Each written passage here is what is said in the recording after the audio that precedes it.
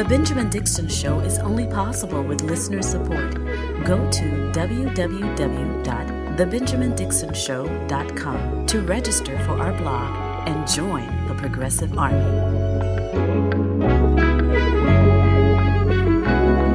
I think it's a bunch of bull. Trump ain't done that wrong thing. Trump done is saved this country. They're not going to let it stop. They can't stand the fact that he's running for president. And I am a Donald Trump fan. It's probably altered, but it's just typical liberal propaganda. Well, if he gets indoctrinated, January 6th is going to look like a playground. I'm sorry, if he gets what? Well, if he gets indoctrinated, January 6th is going to look like a playground. Notwithstanding the threat that Trump supporter just gave, I don't think Donald Trump stands any chance of being indoctrinated today. June 13th, 2023. Thank you so much for joining me. This is not Indoctrination Day.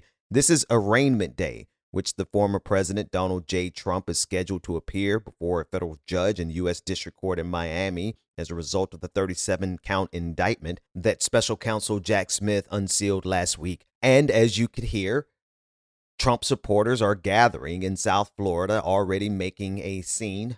Security is tight, not only because of this being a former president who needs to make special accommodations for Secret Service, et cetera, but because his supporters are threatening violence. Let's go back and listen to the full clip of this Trump supporter who thinks he's going to be indoctrinated and at the same time is letting us know that there could be violence worse than January 6th.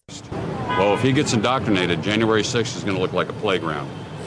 It's going to look like a playground. From the inside voices that I hear from all the militias and everything else, it's going to be a playground. The funny thing about this is that conservatives online are trying to convince the world that these militias that we have seen gathering all over the country are, in fact, false flags. They are actors or they are federal agents who, or even Antifa, right? This is what they say. That's what the online folks are saying. But clearly, the people on the ground aren't getting that memo to blame everything on feds or Antifa because this guy just flat out said that we should expect more violence from what he is listening to from militia groups. That's besides the point of the overall story, but I wanted to put that in there for free because there is a disconnect between the realities that are on the ground where we see Nazis, we see fascists, we see Donald Trump supporters, we see Ron DeSantis supporters swarming all over this country, threatening and enacting violence while the people online are trying to convince you that it's not real and that it's being perpetrated by the feds. But here's a Donald Trump supporter down in Miami preparing for more violence than January 6th, which he says the militias tell him will look like a playground if Donald Trump is indoctrinated. His words, not mine. But I digress. Here is Miami Mayor Francis Suarez as he tries to, I think, position himself to not receive some of this backlash that conservatives and militia groups are threatening. Now, he is a Republican who's considering running for president himself. He is known to not have voted for Donald Trump in 2016 and 2020. But ahead of Arraignment Day, he's making it clear that he would support Donald Trump this time around. I honestly think it's because he's afraid of what these MAGA cultists will do. What our plan for security is for tomorrow, to make sure that everyone has a right to peacefully express themselves and exercise their constitutional rights, and obviously do it in a peaceful manner. In our city, we obviously believe in the Constitution, believe that people should have the right to express themselves. But we also believe in law and order, and we know that, and we hope that tomorrow will be peaceful. We encourage people to be peaceful in them demonstrating how they feel, and we're going to have the adequate forces necessary to ensure that. Sorry, Mayor Suarez, but the militias on the ground are saying that if he is indoctrinated, I'm sorry, if he is arraigned today, that January 6th will look like a walk in the park. Now, I doubt that threat is genuine. Like, I doubt that they are able to execute today what was done on January 6th, because on January 6th, you had people like Charlie Kirk who is the founder of Turning Points USA, one of the most influential fascist organizations in the country, he sponsored 80 buses alone to go and support Donald Trump on January 6th. And I also doubt that many people will show up to this. Listen, you never know. Maybe some thousands of people will show up. We'll keep our eye on it, and we will report accordingly. But you also have to take in consideration the Republican Party. Half of this Republican Party is using this as an opportunity to get rid of Trump. You know, there's a strong portion of the Republican establishment that are more than happy to allow Donald Trump to be arraigned and indicted and arrested and the whole nine and go to jail, because that rids them of their Trump problem.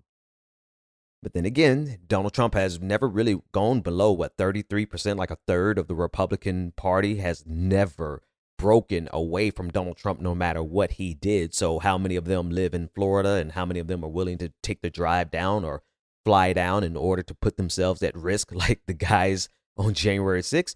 That remains to be seen. But depending on what time you listen to today's podcast, we may have that news in short order. I want to give you one last clip about this story before we move on to some more important things. And this is Marjorie Taylor Greene, who is now calling for the defunding of Special Counsel Jack Smith. I paused to think about this, and I'm trying to think who. Cheryl Eiffel on Twitter, the daughter of Gwen Eiffel. She is a journalist herself and a fabulous thinker. She brought this. She put this on my radar. The fact that Marjorie Taylor Greene wasn't even in office yet when she was actively participating in the planning of January 6th. So I think that Marjorie Taylor Greene may be, in this instance, not only trying to look out for Donald Trump, but she's trying to look out for her own butt. Today, I'd like to announce that I'm writing an appropriations rider to defund Jack Smith's special counsel, his office, and the investigation.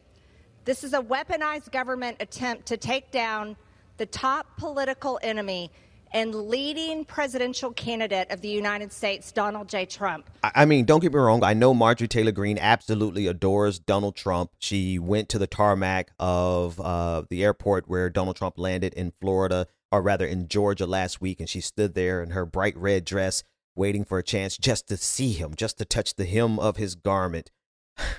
Sorry for that church reference. And Donald Trump didn't even so much as say hello to her, but she still loves him. I know she loves Donald Trump, but I also have to take in consideration her participation in January 6th, in the planning of January 6th, and she had not even taken the oath of office to become a congressperson in the first place. But it looks like today, Arraignment Day, is shaping up to be quite the fiasco throughout the entire country, but we are going to keep our eyes on South Florida, Miami, to see exactly how many MAGA cultists and Donald Trump supporters, which I guess that's redundant, are going to show up and make January 6th look like a playground. Well, that's, of course, if they actually indoctrinate Donald Trump today. Well, if he gets indoctrinated, January 6th is going to look like a playground.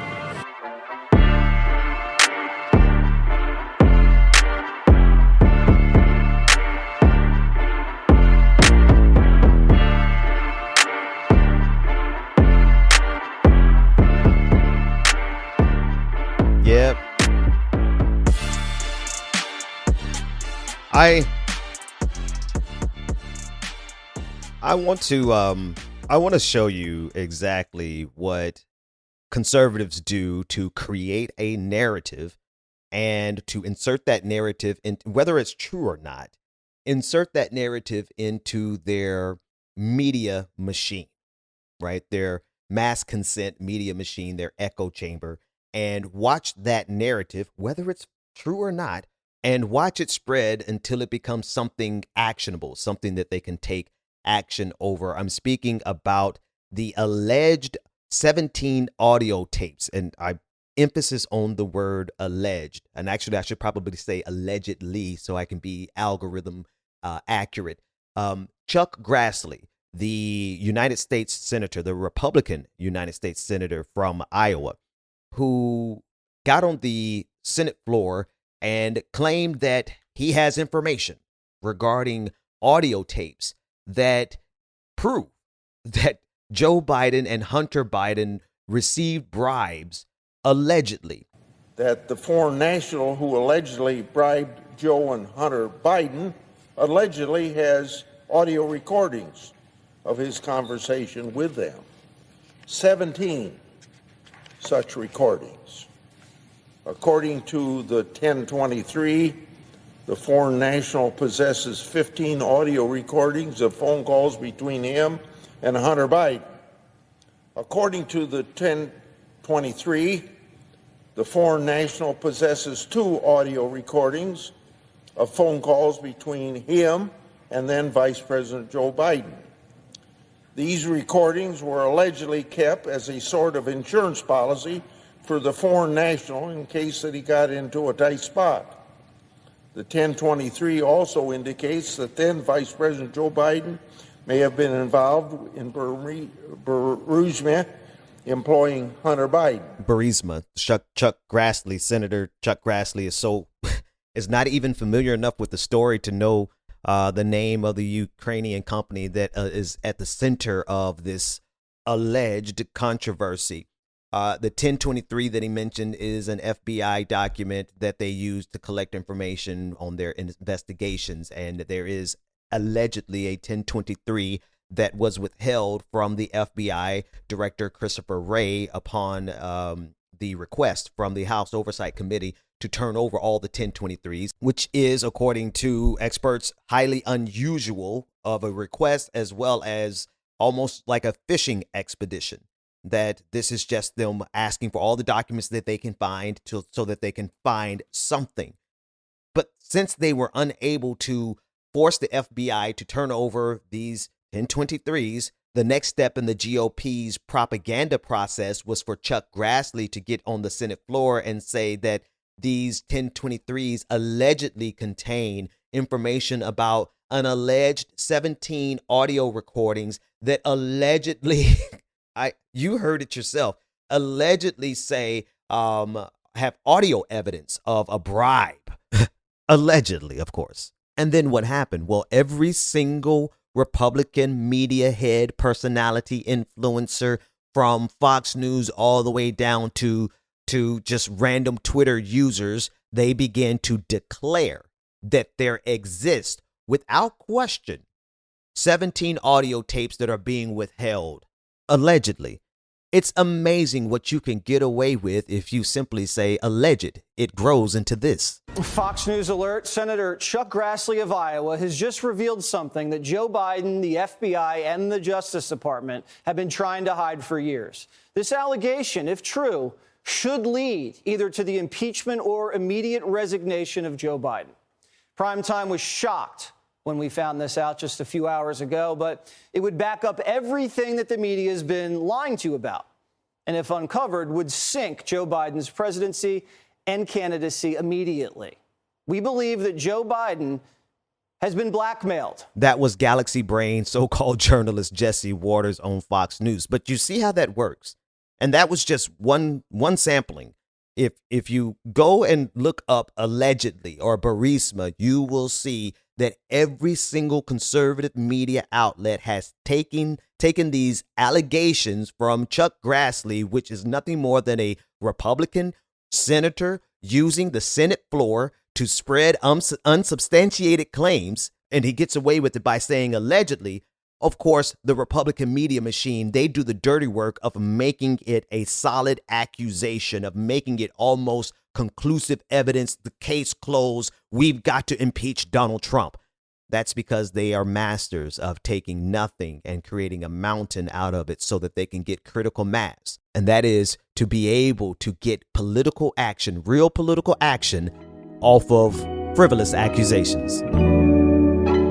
Go to www.patreon.com/The BPD Show and get twice the content and unfiltered interviews without any of the commercial interruptions. And here we go.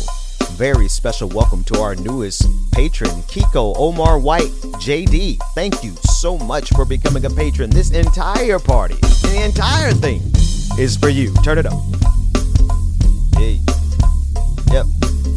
Just a little DC DMV go-go. Yeah. You too can become a part of this prestigious and prodigious patron family and get your own personalized shout out by going to patreon.com/the BPD show, where you get twice the content, none of the commercial interruptions, and you get access to our bi-weekly patron party. It is always a great time. Patreon.com/the BPD show, and we'll be back right after this commercial break. Unless, of course, you are a patron, which you don't go anywhere. Stay right here. Welcome back to the Benjamin Dixon Show. Visit us online at thebenjamindixonshow.com. Welcome back.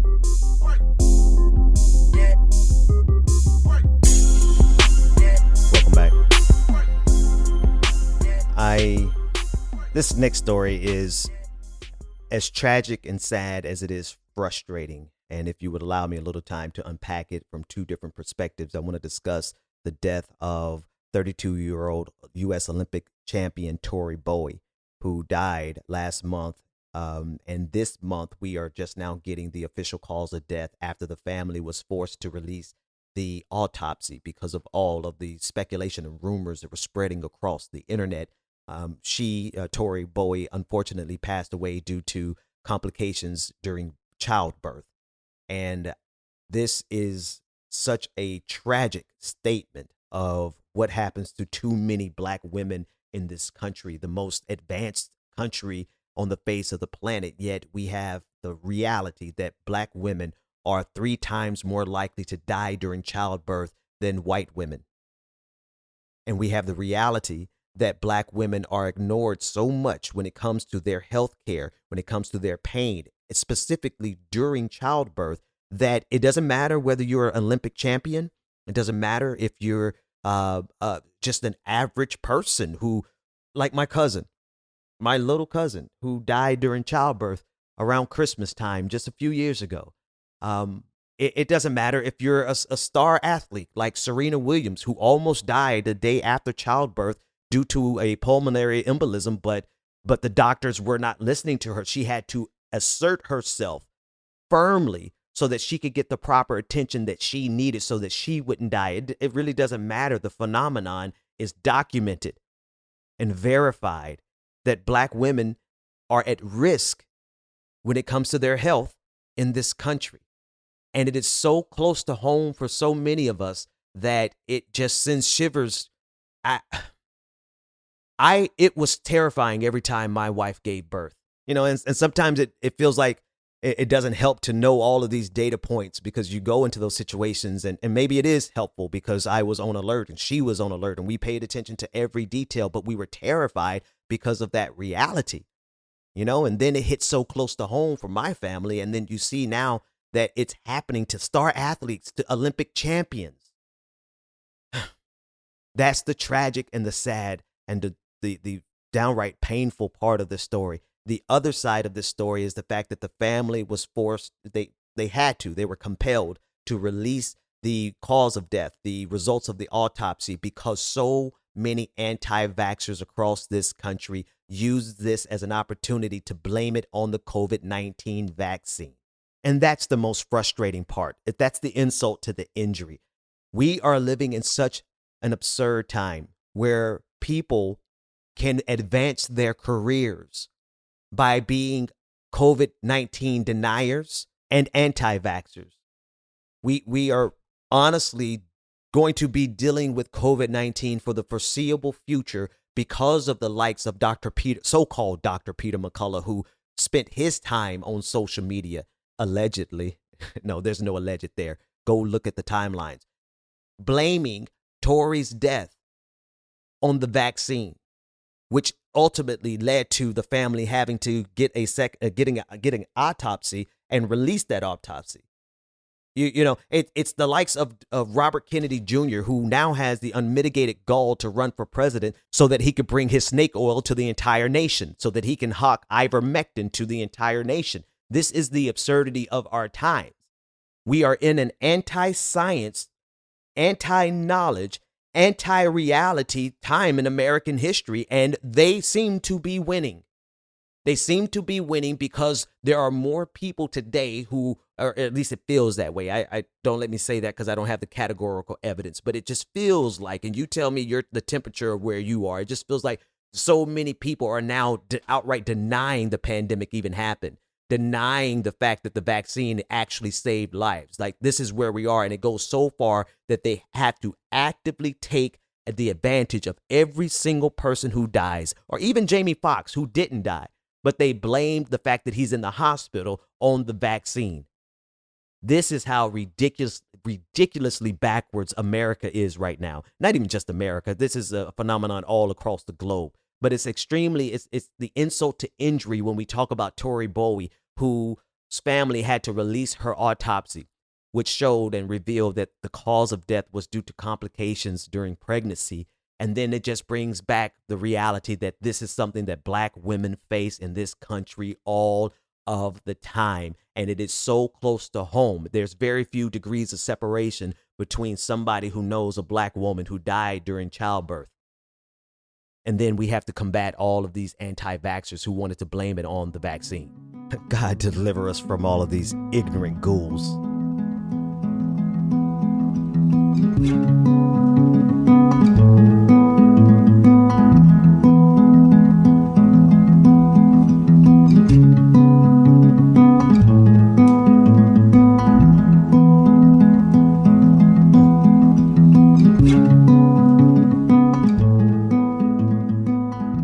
Folks, one last story this morning. I have to get ready to get to another organizing meeting, and I'm hoping that soon you will be able to see the results of all of the organizing that we're doing on the ground.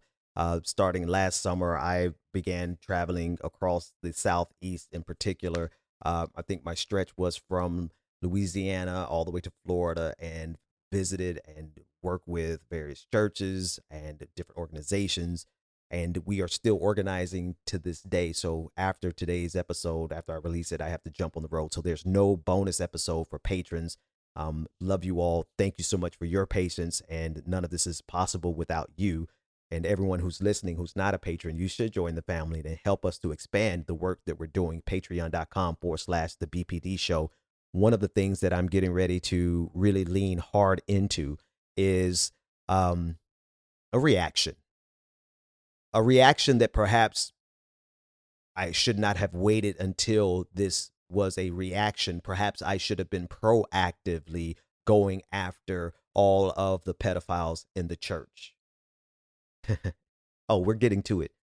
I know this is the last segment of the day, but we're going to really lean in here because yesterday, the Arizona Supreme Court upheld the Latter-day Saint clergy privilege in child abuse case. The Utah-based church says that bishops have no legal obligation to report child abuse, child sexual abuse, and the Arizona Supreme Court upheld that decision. That's just one of the cases that are on my mind, because immediately I think of all of these conservatives across the country who are doing their best to start a war, a so-called holy war against the LGBTQIA community in the name of protecting our children. And here we have the Mormon Church intentionally fighting a case to say that the priests who find out, the clergy who find out about sexual abuse, have no obligation to report it. And it's because of the sense of confidentiality that one has during a confessional. But I'm sorry, I'm the type of Christian, I'm the type of preacher, I'm the type of pastor that maybe you shouldn't come to confess to me that you are a child predator, because I'm not going to wait for the police. And I think that's kind of where my life is right now. These people, maybe we should have always been there. When I look at the other cases that are in our face right now about actual predators, actual monsters who would sexually abuse anybody, but especially a child, and then we have these other cases. Let me just keep moving forward. The U.S. Southern Baptist churches are facing, according to The Guardian, this is their headline, apocalypse over sexual abuse scandal. A report named hundreds of church leaders accused or found guilty of abusing children, and says that the survivors themselves were mistreated. All right. And it goes further. The New York Times is reporting that sex abuse in the Catholic Church, over 1,900 minors were abused in Illinois alone by some 450 credibly accused sexual abusers, right? 450 men. I think it's safe to say they were all men.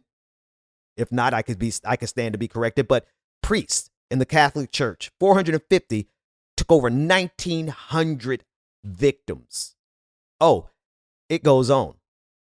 The abuse is so systemic, as I discussed in the Patrons episode yesterday, that there is now child molestation insurance offered to churches. You know, how systemic does your sexual abuse of children have to be for you to have your own line item in an insurance company, your own special type of insurance? Then only to find out that one of the top 5 reasons churches end up in court is because of a sexual assault against children specifically. You know, maybe, and I've said this on the show before, but I think maybe we just need to incrementally lean in a little bit more, because quite frankly, as a Christian, as a preacher, as a minister of the gospel, all those good things, I think we would get more bang for our buck if we all targeted the churches for grooming, for their pedophilia, for their sexual assault against children. I mean, if we really conservatives, if you really want to have some solidarity and unity, then come with me as we go door to door to all of these churches and see what exactly the hell is going on, such that these people who claim to represent a loving God choose to systemically abuse children to the point, 1,900 cases in the state of Illinois alone. You know, some 600 cases in the Southern Baptist denomination alone. This is a sad reality, but it's just a fact at this point. Your children are statistically safer at a pride event. They're statistically safer at a drag show. They are statistically safer around transgender individuals than they are at church. What does that say about these religious institutions? And I say this as a person who I come from the church, the black church to be specific, but I come from the church. So I don't call them out lightly, but I call them out with a certain level of energy that needs to be matched. I do think that if we are going to protect the children, that the real way to protect them is to snatch that mantle away from conservatives who are only using it as an opportunity to harm the transgender, the LGBTQIA community. That's the only reason they're doing it. Snatch it away from them, and let's go out here and actually save the children by knocking on the doors of all these churches and these priests and these Catholic priests, and just have a conversation with them and say what's really going. It's so bad that the FBI is having to investigate the Catholic Church. You know, what does it say about your religious institution that your predilection towards pedophilia is so high that the United States empire, with all the blood that it has on its hands, has to say, okay, enough's enough. Y'all are getting out of control over there. But something tells me that not a single conservative MAGA Republican who's out here, and these Nazis and these fascists and these Boogaloo boys and all these Proud Boys and the Patriot Front, they have every type of brand possible, and they claim that all of their brands are here to protect children. They go and tear down pride displays in Target. Something tells me that not a single one of them will come with me as we go church to church to stop all of this predation. I don't know. Maybe I'm wrong. You tell me. But something tells me that none of these people who claim to want to protect children who are out here targeting drag shows when drag queens don't have to have child molestation insurance,